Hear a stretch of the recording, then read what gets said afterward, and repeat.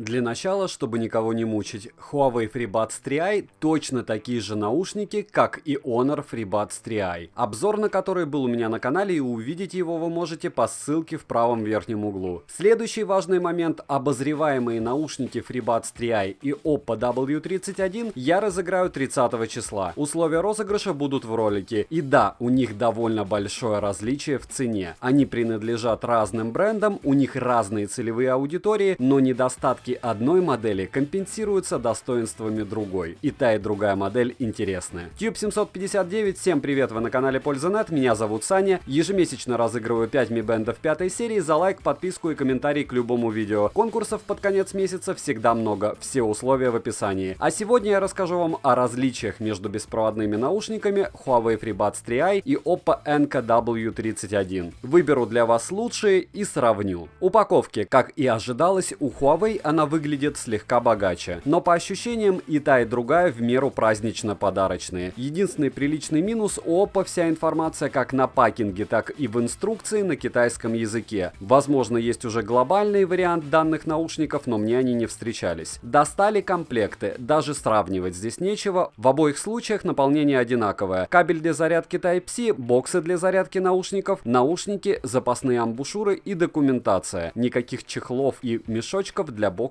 нет. Первое, в чем сразу ощущаете различие, это размер и пластик бокса. Там, где Oppo постаралась сделать все максимально эргономично, Huawei просто сделал как ему удобно. И в кармане хуавеевское чудо выглядит, мягко скажем, эстетично фатально, а по-простому пошло. У Oppo форма бокса как пудреница, довольно удобная пудреница. У Oppo пластик бокса матовый, у Huawei глянцевый. У Huawei бокс моментально покрывается царапинами, а у Oppo пластик белый и довольно быстро пачкается. Оттирать его от следов грязи сложно. Сами наушники у Oppo глянцевые, как и у Huawei. По боксам емкость хуавеевского бокса 410 мАч, у Oppo емкость бокса 350 мАч.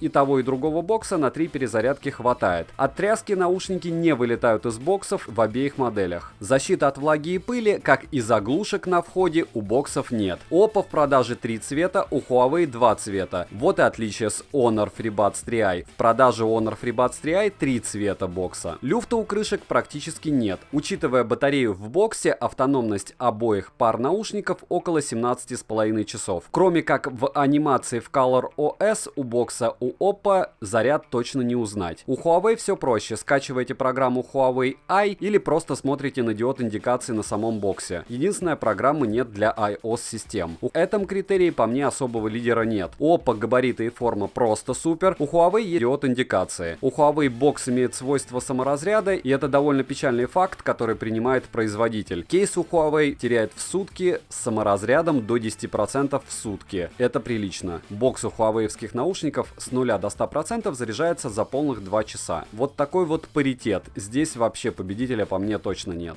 По наушникам Oppo. У ушей Oppo звуковод маленький, амбушюры маленькие. Для звучания это минус, для комфорта плюс. Я бы даже сказал, это не до затычки, когда звуковод всего 2,5 мм в длину. Это точно не про звук. И как вы понимаете, с кастомными амбушюрами в бокс это дело будет помещаться со скрипом. Хорошо, что оригинальные амбушюры отличного качества. Плюшки, кроме анимации, которая работает только в Color OS, работают везде. И вот что наушники могут. 4 часа на 50% громкости они отрабатывают без проблем. Bluetooth 5 версии, никаких обрывов и глюков с Pixel 4, OnePlus 7T Pro и 11 Pro Max у меня не было. Через 2 стены наушники ловили. Кодеки только AAC и SBC. Сенсор приближения на борту работает отлично, вынули из уха, пауза встала. Вставили обратно в ухо, воспроизведение началось. Управление сенсорное, притом максимально убогое. Двойной этап по правому наушнику переключает на следующий трек, тройной активирует голосового ассистента. Двойной этап по левому наушнику переключает режимы звука, сбалансированный и усиление басов. Также двойным тапом можно ответить на вызов или закончить его, плюс можно вызвать ассистента. Сказать, что скромное количество функций на наушниках, ничего не сказать, хотя вы можете ответить мне, что все может сделать голосовой ассистент. Может, он и может все сделать, но не везде. Особенно где нет интернета, он сделать вообще ничего не сможет. Так что по функционалу у Oppo конкретный фейл. По наушникам Huawei они довольно крупные, есть сенсоры приближения, и работают сейчас они практически идеально. В стоке работали плохо. При начале продаж у них был один большой недостаток, о нем я расскажу далее. Эти наушники могут быть подключены к нескольким девайсам без переподключений, не путать с мультипоинтом. Функция Функция прозрачности, как и активное шумоподавление на борту. Звуковод довольно необычной формы, любые амбушюры здесь не подойдут. Приложение работает на любом андроиде, на iOS его все еще нет. Основная польза программы — можно обновить прошивку наушников. В программе также можно настраивать функции двойных тапов и нажатия и удержания на каждый наушник. Функции воспроизведения, пауза, перелистывание треков, активация голосового помощника, активация шумоподавления или звукопроницаемости. Изменения громкости также нет. Габариты приличные, но лично мне форма их нравится. Хотя у Oppo форма однозначно удобнее. Швы у наушников, к сожалению, видны. В ушах довольно комфортные, кодеки AAC и SBC, как и у Oppo. Никаких модных кодеков здесь нет. Датчики приближения можно выключать, и это хорошо, прямо через программу. Шумодав на их ценник на данный момент отрабатывает просто шикарно. Функцию автопаузы вылечили прошивкой. Раньше после автопаузы воспроизведение не начиналось автоматически после помещения наушников обратно в ухо, после изъятия их из ушей. Теперь все работает как часы. Автономность 3,5 часа на 70% громкости без активированного шумодава. С активированным шумодавом только 3 часа. Итог. По сумме характеристик, даже учитывая удобство Oppo и их размеры, здесь однозначно для меня побеждает Huawei. Программа и функционал на голову выше. Кстати, в них есть и защита от влаги. IP54 пусть скромно, но в наличии. Bluetooth в обеих моделях в версии 5.0. Все работают без заметной задержки. Примеры можете посмотреть в моих обзорах на эти наушники. По стабильности все хорошо и примерно одинаково. Разумеется, наушники Oppo идеально работают со смартфонами Oppo, Huawei с Huawei и Honor. Пример работы микрофонов вы сейчас слышите. Здесь нужно сравнивать лоб в лоб. Мое мнение, и там микрофоны неплохие. Пример работы микрофонов Huawei FreeBuds 3i в помещении. В помещении очень высокие потолки, минимум мебели. Играет музыка, не сильно громко, очень громко работает рядом компьютер. И вот так примерно будет слышать вас собеседник, если вы будете разговаривать в помещении. Напоминаю, что в помещении в принципе все наушники работают хорошо, поэтому самое интересное ждите, сейчас будем сравнивать с Oppo W31 эти наушники на улице. А вот тут уже пример работы беспроводных наушников, опять же микрофонов беспроводных наушников Oppo W31. Точно такие же условия, также играет музыка, также работает компьютер, такое же пустое помещение, и я даже на том же месте сижу. Так что примерно так вас будет слышать собеседник, если вы будете разговаривать по ним в помещении.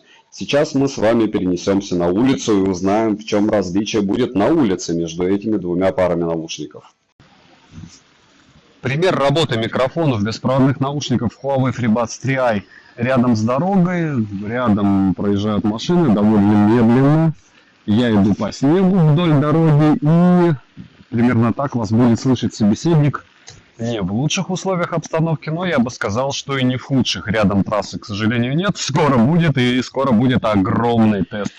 Наверное, 30 пар наушников по микрофонам, но через недельки-полторы. Вот так вас будет слышать собеседник с Huawei. Те же самые условия, та же дорога. Единственное, может быть, машины чуть-чуть быстрее проезжают и прямо вплотную. Беспроводные наушники Oppo W31. Вот так примерно будут работать их микрофоны на том же самом месте, на котором работали только что Huawei FreeBuds 3i. Сейчас я иду вдоль дороги, машин нет, по снегу, снег хрустит, наверное, вы это слышите. И что я могу сказать? По моим ощущениям, Huawei прямо лучше. По вашим, возможно, будет как-то по-другому.